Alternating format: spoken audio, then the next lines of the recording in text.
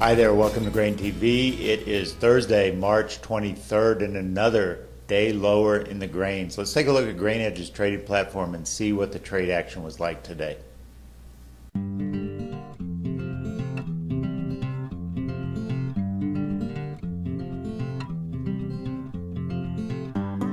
Grains were yet again in negative territory overnight, and the opening bell showed no change in the bearish attitude. After making a brief attempt about an hour into the trade to move higher, corn and beans came under more selling pressure. Going into the close, both beans and corn were taking out underlying support to finish the day on a down note. Settlement prices are corn down 2, soybeans off 8, and wheat giving up 1 cent.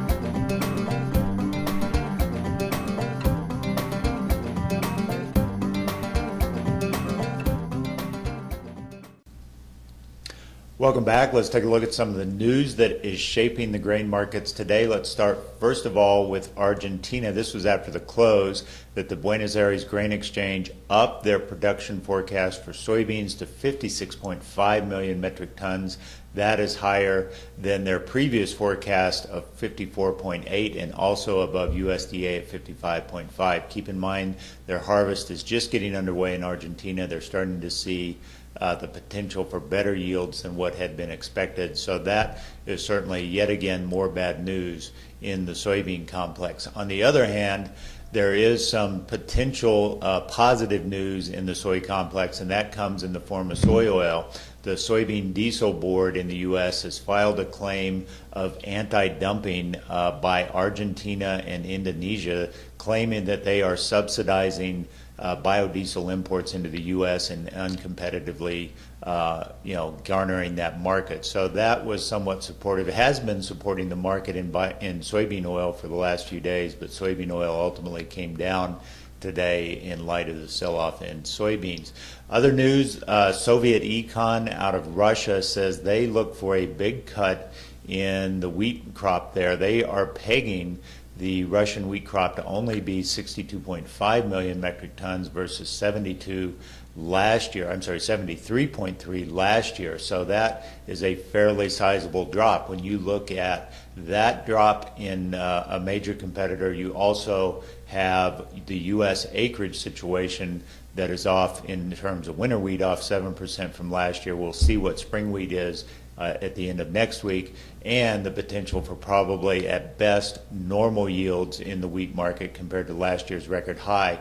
You're probably looking at anywhere from 15 to 20 million metric tons of less carryout at the global level. So that certainly can change the wheat market, not necessarily punching us to substantially higher levels, but may start to give the wheat market some support, even with corn and soybeans facing some pressure. Let's take a look at export sales that came out this morning from USDA. These were, again, nothing spectacular, although corn had another good week.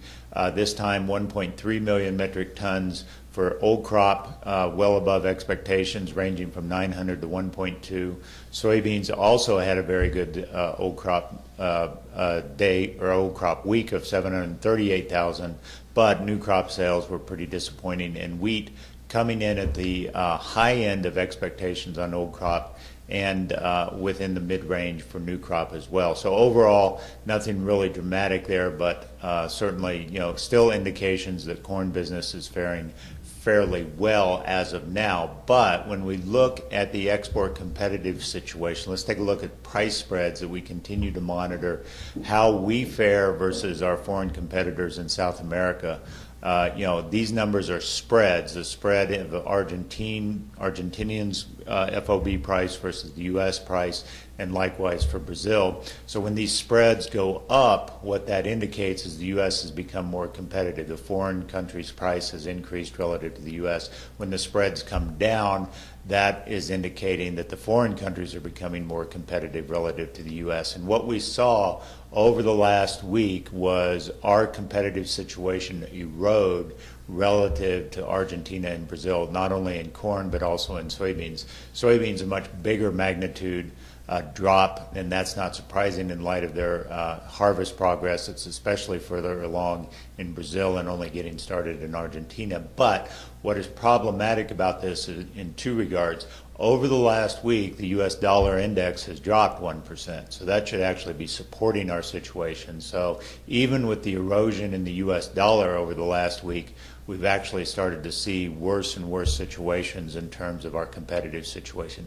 Secondly, what is problematic is the potential ramifications of what's going on in Brazil in their meat industry. As many of you may know, the Brazilian government cracked down on some problems in the meatpacking industry, and that led to some trade issues that a lot of countries like China, Hong Kong, the European Union have all said they're going to ban Brazilian meat. And so that is problematic from a feed standpoint, because obviously all of that feed, if it's not being used domestically in livestock, can potentially hit the world market. So not only do we have big crops to worry about from South America, but we also may have further competition accelerated by this problem with Brazilian beef not being exported, and therefore their Brazilian domestic demand being somewhat limited. So that certainly could potentially weigh on the market down the road. Let's take a look at the trade action today.